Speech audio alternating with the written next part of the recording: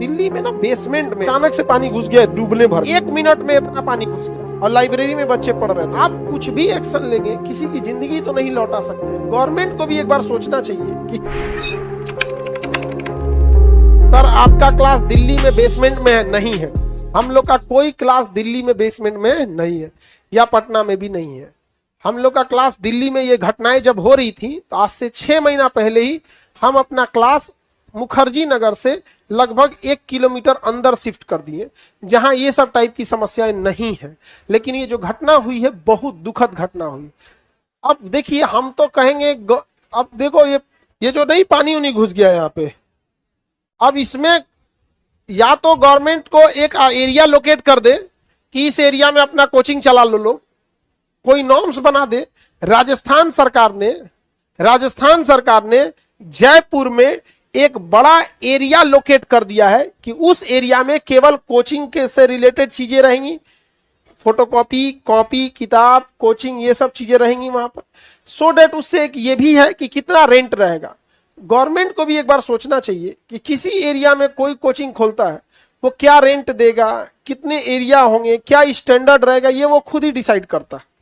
तो इसमें बेटर रहता कि एक एरिया डिसाइड कर देते सो डेट कि स्टूडेंट को भी उस एरिया में सस्ता मिलता। ये एरिया में आपको जितना मांगा जाएगा आपको देना पड़ेगा, ये आपकी मजबूरी बन चुकी है, क्योंकि यहाँ कमर्शियल और एजुकेशनल एक्टिविटीज दोनों साथ चल रही है। सपोज कीजिए कि अगर किसी को ये कह दे कि आप सारे टीचर लोग इस जगह पे जाएंगे और वहां वो लोग पहले से 2 साल 4 साल का प्लानिंग लेके स्टेशन या बस स्टैंड या जहां कहीं भी फिट के, जैसे राजस्थान गवर्नमेंट ने किया, थोड़ा कंट्रोल रहेगा। रीजन क्या है कि किसी की जान चली गई, कोई जल के मर गया, उसके बाद एक्शन लिया जाए। तो आप कुछ भी एक्शन लेंगे, किसी की जिंदगी तो नहीं लौटा सकते। अब ये हम लोग का भूकंप रोधी है, नहीं भी रह सकता था, देख रहे हैं, नहीं भी रह सकता था। यहाँ पे जितना साइड में पिलर देख रहे हो, पिलर को देखो किस काम का है, देखो तो